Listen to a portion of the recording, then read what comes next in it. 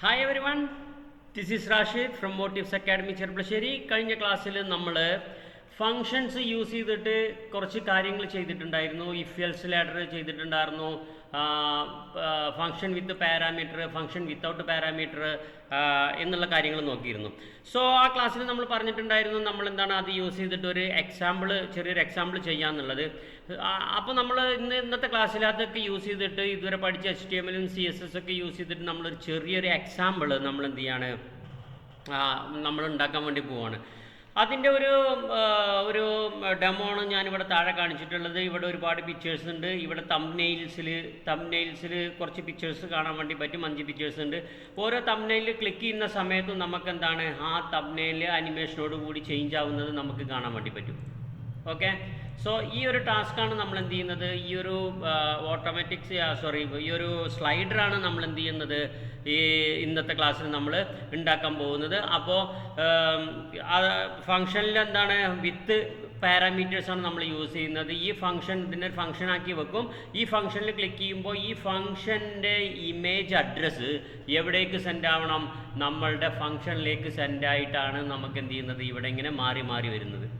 So അതിന് വേണ്ടിയിട്ട് എന്താണ് ഞാൻ നമ്മളുടെ പ്രൊജക്റ്റ് ഫോൾഡറിൽ ഇമേജ് എന്ന് പറഞ്ഞിട്ടുള്ള ഒരു ഇമേജ് ഫോൾഡർ ക്രിയേറ്റ് ചെയ്തിട്ടുണ്ട്. അതിൽ നമ്മൾക്ക് വേണ്ട എല്ലാ ഇമേജസും ഞാൻ എന്ത് ചെയ്തിട്ടുണ്ട്, ഒരു സെയിം വിഡ്ത്തും ഹൈറ്റിലും ഞാൻ എന്ത് ചെയ്തിട്ടുണ്ട് ഇവിടെ ഇൻസേർട്ട് ചെയ്തിട്ടുണ്ട്. 5 ഇമേജുകളാണ്, 1 2 3 4 5.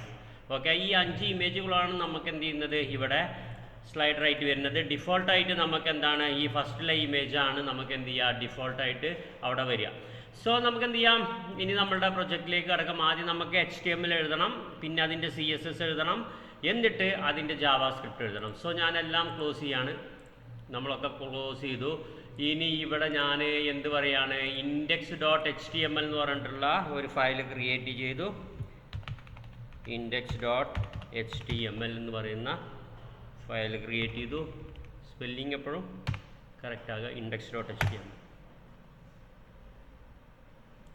അങ്ങനെ നമ്മൾ 3 വീഡിയോ ആയിട്ടാണ് ഇത് ചെയ്യുന്നത്. ഒന്ന് HTML-ൻ്റെ തംബ്നെയിൽ പോയി കഴിഞ്ഞാൽ നമുക്ക് എന്താണ് അതിൻ്റെ HTML-ൻ്റെ വീഡിയോ കാണാൻ വേണ്ടി പറ്റും. ദെൻ CSS-ൽ പോയി കഴിഞ്ഞാൽ ഇത്തരത്തിലുള്ള ഡിസൈനൊക്കെ എങ്ങനെ നമ്മൾ ചെയ്തെന്നുള്ള CSS-ൻ്റെ വീഡിയോസിലുണ്ടാവും, അതിൻ്റെ തംബ്നെയിൽസിൻ്റെ വീഡിയോസിലുണ്ടാവും. ജാവാസ്ക്രിപ്റ്റിൻ്റെ തംബ്നെയിൽസിൽ പോയി കഴിഞ്ഞാൽ ഫങ്ഷണാലിറ്റി എങ്ങനെ നമ്മൾ ഇംപ്ലിമെൻറ്റ് ചെയ്തു എന്നുള്ളത് നമുക്ക് കാണാൻ വേണ്ടി പറ്റും. സോ നമ്മളെന്താണ് നേരെ നമ്മളുടെ ടാസ്കിലേക്ക് പോവുകയാണ്. സോ അതിന് വേണ്ടിയിട്ട് എന്താണ് HTML index.html എന്ന് പറയുന്ന ഒരു ഫയൽ ഞാൻ ക്രിയേറ്റ് ചെയ്തിട്ടുണ്ട്. അവിടെ ഞാൻ എന്ത് എഴുതി, നമ്മളുടെ HTML ടാഗ് ഓപ്പൺ ചെയ്തു. അതിൻ്റെ ഉള്ളിൽ ഞാൻ എന്ത് പറഞ്ഞു, ഹെഡ് എന്ന് പറഞ്ഞിട്ട് ഓപ്പൺ ചെയ്തു. ആ ഹെഡിൻ്റെ ഉള്ളിൽ ഞാൻ എന്താണ് ടൈറ്റിൽ ഓപ്പൺ ചെയ്തു, ക്ലോസ് ചെയ്തു. ഇവിടെ ഹെഡിന് സ്ലൈഡർ എന്ന് പറഞ്ഞിട്ടുള്ള ഒരു ഓപ്ഷൻ കൊടുത്തു. ഇനി ഇവിടെ നമുക്ക് എന്താണ് ലിങ്ക് എന്ന് പറഞ്ഞിട്ട് നമ്മൾ എക്സ്റ്റേണൽ CSS ആണ് ചെയ്യുന്നത്. അപ്പോൾ link style sheet equal to link relation equal to style sheet എന്ന് പറഞ്ഞിട്ട് നമ്മളെന്താണ് href കൊടുത്ത് ജസ്റ്റ് അങ്ങനെ നമ്മൾ ക്ലോസ് ചെയ്യണം. അതിൻ്റെ ഫയൽ നെയിം നമ്മൾ ക്രിയേറ്റ് ചെയ്യുന്ന സമയത്ത് നമുക്ക് എന്താണ് അതിനെ ഇതിലേക്ക് ഇൻക്ലൂഡ് ചെയ്യാം. ഹെഡിൻ്റെ ഉള്ളിലാണ് എപ്പോഴും നമുക്ക് എന്ത് വരേണ്ടത്, നമ്മളുടെ ബോഡി വരേണ്ടത്. അതൊക്കെ എന്താണെന്നുള്ളത് കറക്റ്റായിട്ട് നമ്മൾ പറഞ്ഞു തന്നിട്ടുണ്ട് HTML-ൻ്റെ ക്ലാസ്സിൽ. സോ നിങ്ങൾ എന്ത് ചെയ്യാം, അത് കറക്റ്റായിട്ട് അതുപോലെ തന്നെ ഫോളോ ചെയ്യുക. ഞാൻ ഒന്നുകൂടി ഫോൺ സൈസ് ഒന്ന് വലുതാക്കുന്നുണ്ട്. ഇനി നമ്മൾ ചെയ്യേണ്ടത് ഇപ്പോൾ ഇതാണല്ലോ നമ്മളുടെ ഇതാണ് നമുക്ക് ചെയ്യേണ്ടത്. അപ്പോൾ ബോഡിയുടെ ഉള്ളിൽ നമുക്ക് ഇത്തരത്തിലുള്ള പിക്ചേഴ്സും അതിൻ്റെ പിക്ചർ ബാക്ക്ഗ്രൗണ്ടായിട്ട് വരുത്തണം, ഇങ്ങനെ തംബ്നെയിലായിട്ട് വരുത്തണം. ഇതാണ് നമുക്ക് ചെയ്യേണ്ടത്. സോ എപ്പോഴും നമ്മൾ ചെയ്യുന്ന ഒരു പ്രാക്ടീസ് എന്ന് പറയുന്നത്, ബോഡി കഴിഞ്ഞു കഴിഞ്ഞാൽ എപ്പോഴും ഒരു പാരൻ്റ് ഡിവിഷനെ നമ്മൾ എന്ത് ചെയ്യണം, ഡിഫൈൻ ചെയ്യണം. പാരൻ്റ് ഡിവിഷനെ ഡിഫൈൻ ചെയ്തിട്ട് അതിൻ്റെ ഉള്ളിലാണ് വോൾ ബോഡി കണ്ടൻറ്റ് നമ്മൾ എന്ത് ചെയ്യാൻ വേണ്ടി പറ്റുക, നമ്മൾ എഴുതാൻ വേണ്ടി പറ്റുക. അതാണ് ഒരു സ്റ്റാൻഡേർഡ് പ്രാക്ടീസ് എന്ന് പറയുന്നത്. ഇനി ഞാൻ എന്താണ് ഈ ബോഡിക്ക് ഞാനൊരു ക്ലാസ് കൊടുക്കുന്നത്, ക്ലാസ് ഈക്വൽ ടു കണ്ടെയ്നർ എന്ന് പറഞ്ഞു. ഓക്കെ, അതെന്തിനാണെന്നുള്ളതൊക്കെ നമുക്ക് എന്ത് ചെയ്യാം, വഴിയെ മനസ്സിലാവും.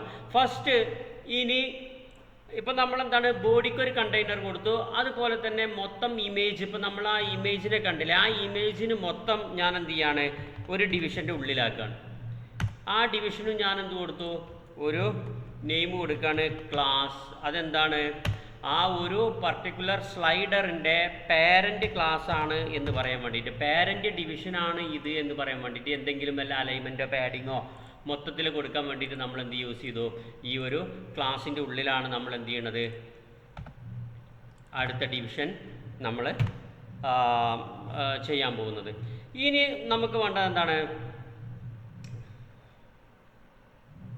സോ ഇത്രയും കോഡിൻ്റെ ഒരു ഔട്ട്പുട്ട് കാണാൻ വേണ്ടിയിട്ട് ഞാൻ എന്താണ് ഗോ ലൈവ് എന്ന് പ്രസ് ചെയ്തു. അപ്പോൾ നമുക്കെന്താണ് അതിൻ്റെ ഒരു ഔട്ട്പുട്ട് വിൻഡോ നമുക്കിവിടെ കാണാൻ വേണ്ടി പറ്റി. ഇതിലാണ് നമ്മൾ എന്ത് ചെയ്യുന്നത്, നമ്മളെ പ്രൊജക്റ്റ് നമ്മൾ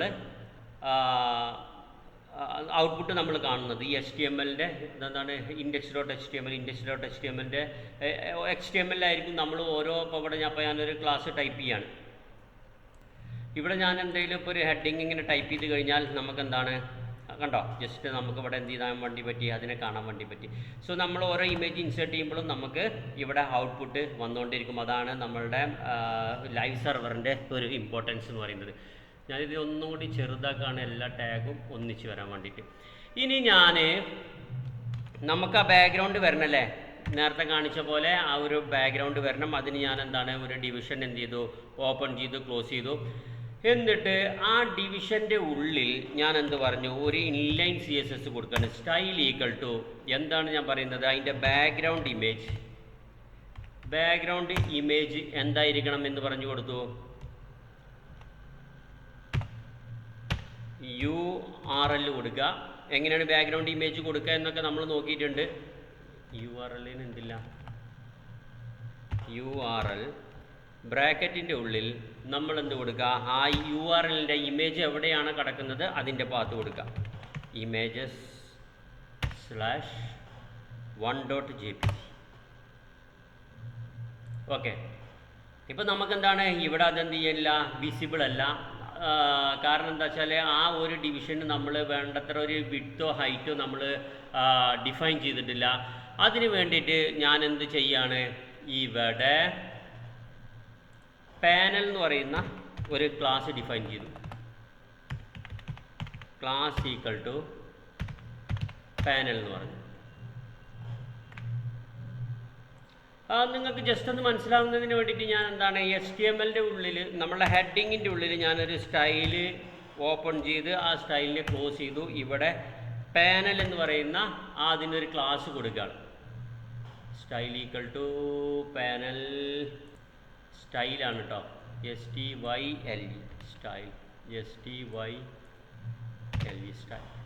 ഓക്കെ, ഇപ്പം എന്താണ് നമുക്കെന്താണ് ഈ ഒരു ഡിവിഷൻ്റെ ഉള്ളിൽ നമുക്ക് എന്ത് വന്നിട്ടുണ്ട്, ഈ ഒരു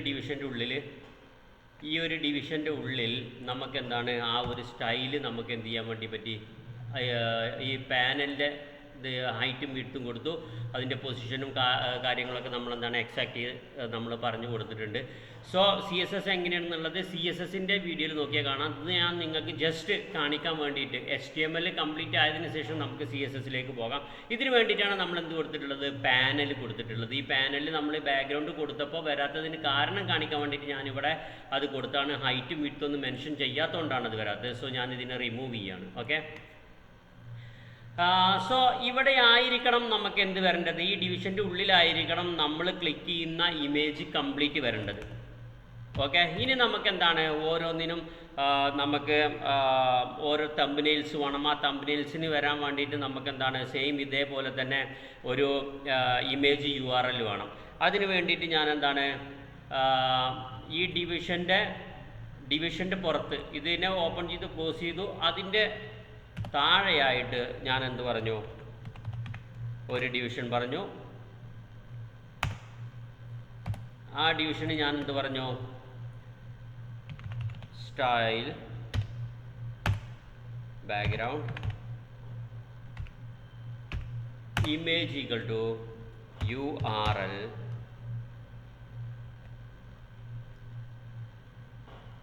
സിംഗിൾ കോട്ട്സിൻ്റെ ഉള്ളിൽ image dash 1.jpg. 1.jpg.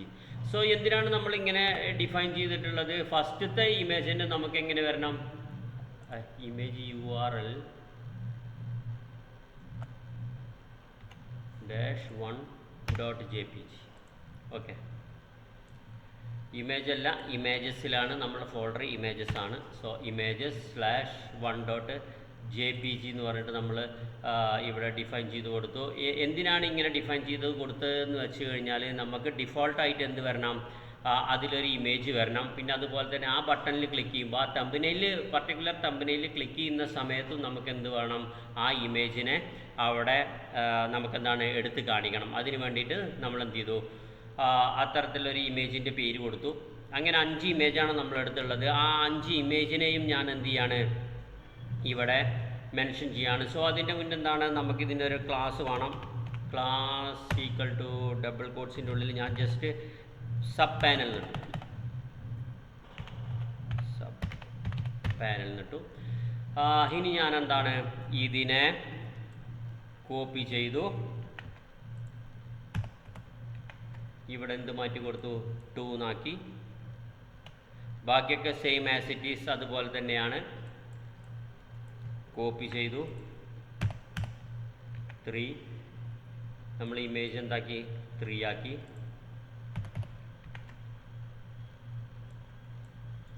4,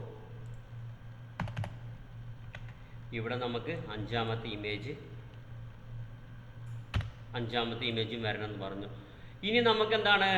ഇതിലൊക്കെ ക്ലിക്ക് ഇവൻ്റ് കൊടുക്കുമ്പോഴാണ് ഇതൊക്കെ മാറേണ്ടത്. ഫംഗ്ഷൻ അപ്ലൈ ചെയ്യുന്ന സമയത്താണ് ഇതൊക്കെ നമുക്ക് എന്ത് ചെയ്യേണ്ടത്? മാറി കാണേണ്ടത്. സോ അതിന് വേണ്ടിയിട്ട് എന്താണ്? നമ്മൾ CSS അപ്ലൈ ചെയ്യാൻ വേണ്ടി പോവുകയാണ്. ആ CSS അപ്ലൈ ചെയ്യുന്ന സമയത്ത് ഇതിൽ എന്തെങ്കിലും മിസ്റ്റേക്സുകൾ ഉണ്ടെങ്കിൽ നമുക്ക് ആ CSSൻ്റെ വീഡിയോയിൽ വെച്ചിട്ട് നമുക്ക് എന്ത് ചെയ്യാം? അതിനെ കറക്റ്റ് ചെയ്യാം.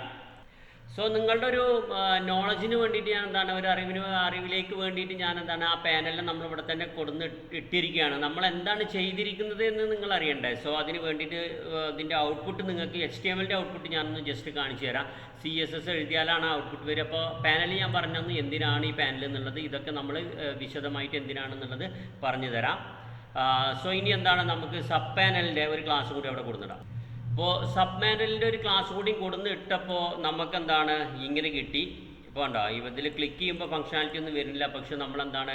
ഓരോ കാര്യങ്ങളും ഇവിടെ CSSൽ ചെയ്യുമ്പോൾ അതിനനുസരിച്ച് നമുക്കെന്താണ്?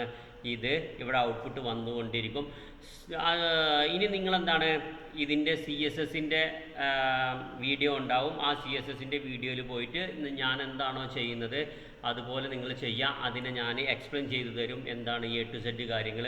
സോ ഈ ഒരു കാര്യങ്ങളൊക്കെ നിങ്ങൾക്ക് അറിയുന്ന കാര്യങ്ങൾ തന്നെയാണ്. ഇത് കണ്ടിട്ട് നിങ്ങൾ എന്ത് ചെയ്യണ്ട? ഇപ്പോൾ ഒന്ന് പാനിക്കാകണ്ട. CSS വരുന്ന സമയത്ത് എന്തിനാണ് ഈ കറക്റ്റ് കാര്യങ്ങൾ, എന്തിനാണ് ഇതൊക്കെ ഇട്ടിട്ടുള്ളതെന്ന് കറക്റ്റായിട്ട് നമ്മൾ പറഞ്ഞു തരും. കാരണം HTML ഫസ്റ്റ് പഠിക്കുന്ന ആളുകളുണ്ടാവും. ഇപ്പോൾ നമ്മളെ അടുത്ത് നിന്ന് പഠിക്കുന്ന ആളുകളുണ്ടാവും, അല്ലാതെ ഈ വീഡിയോ കണ്ട് പഠിക്കുന്ന ആളുകളുണ്ടാവും. നമ്മളെ അടുത്ത് നിന്ന് പഠിക്കുന്ന ആളുകൾ അവർക്ക് കറക്റ്റ് നമ്മളൊരു ഒരു ടൈം ടേബിൾ വെച്ചിട്ടാണ് പോകുന്നത്, ഒരു മൊഡ്യൂൾ വെച്ചിട്ടാണ് പോകുന്നത്. ആയതിനാൽ അവർക്ക് ഇതിനെ പറ്റിയിട്ട് നല്ല ധാരണകളുണ്ട്. എന്തിനാണ് ഇതിവിടെ ഇട്ടിട്ടുള്ളത് എന്നതിനെ കുറിച്ചിട്ടൊക്കെ അവർക്ക് നല്ല ധാരണ ഉണ്ടാവും. എന്താണ് ക്ലാസ്, എന്താണ് സ്റ്റൈല്, അതൊക്കെ അവർ പഠിച്ചു കഴിഞ്ഞതാണ്. അല്ലാത്തവർക്ക് വേണ്ടിയിട്ട് നമ്മളെന്താണ് വേറൊരു വീഡിയോ ചെയ്യുന്നുണ്ട്. അല്ലെങ്കിൽ HTMLൻ്റെ ക്ലാസ് ഒന്ന് തറായിട്ട് നിങ്ങൾ കണ്ടു കഴിഞ്ഞാൽ നിങ്ങൾക്ക് എന്താണ് അതിന് മനസ്സിലാവും. So guys, see in the next video.